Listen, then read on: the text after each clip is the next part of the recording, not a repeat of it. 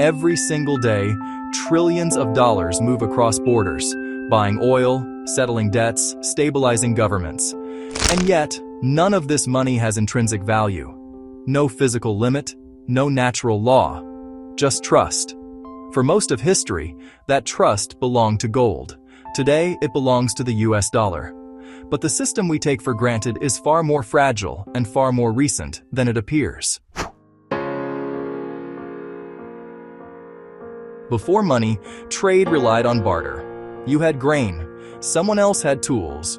If both of you wanted what the other had, a deal was possible. If not, no trade. This worked for villages. It failed for civilizations. Barter couldn't scale, it couldn't store value, and it couldn't price complexity. So humans did what humans always do. They simplified.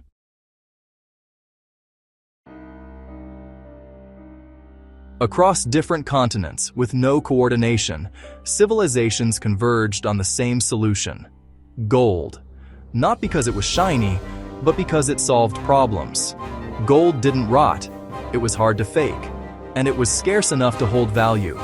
Empires stamped faces onto coins, but merchants trusted weight, not rulers. Gold became the first global monetary language, even without a global government. But gold had limits. You couldn't move it quickly, you couldn't divide it infinitely, and you couldn't expand the economy faster than mining allowed. That friction mattered.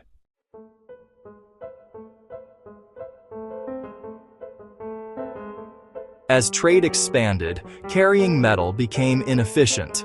So merchants invented something radical: paper promises, bills of exchange, ledger entries, trust networks. Money began to represent value rather than embody it. But without coordination, chaos followed. Currencies were debased. Kings printed their way out of debt. Inflation destroyed trust repeatedly. The lesson was becoming clear. Money without discipline fails, but money without flexibility also fails.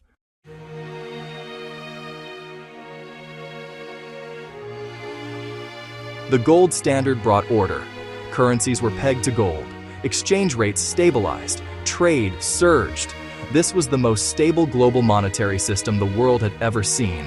But it had a fatal flaw. Governments couldn't respond to crises. During wars or depressions, economies needed flexibility. Gold didn't allow it. When pressure rose, countries cheated. And eventually, the system snapped.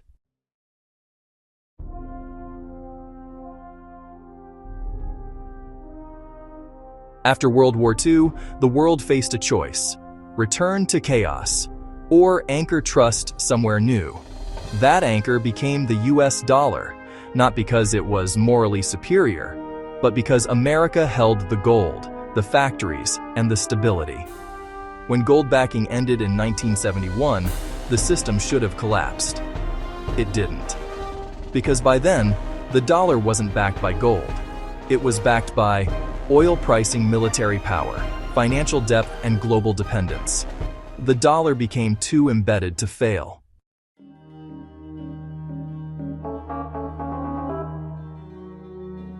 Today's system works until it doesn't. Countries borrow in a currency they don't control. Sanctions freeze reserves overnight. Inflation quietly transfers wealth. For the first time, countries are openly questioning the system. Not loudly, not dramatically, but consistently.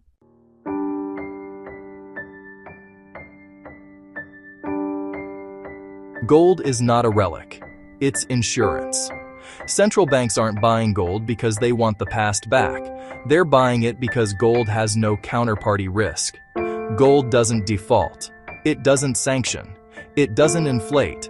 Gold isn't efficient, but it is neutral.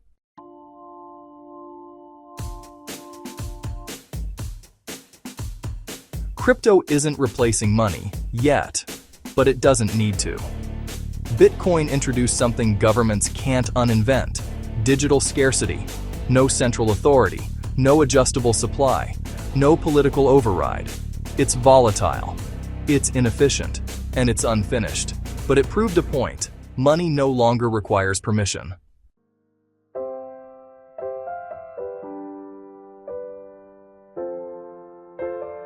Here's the truth most people miss. The future monetary system will not crown a new king. It will be fragmented. By design, governments will keep printing national currencies. The dollar will remain dominant, but less absolute gold will sit quietly as neutral collateral crypto will exist as a parallel system, not replacing money, but disciplining it. The dollar won't collapse, it will slowly share power. That's how monetary history always ends.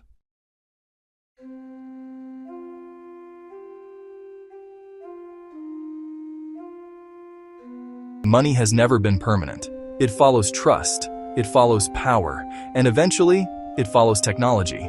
The question isn't whether the system will change, it's whether people will notice before it does.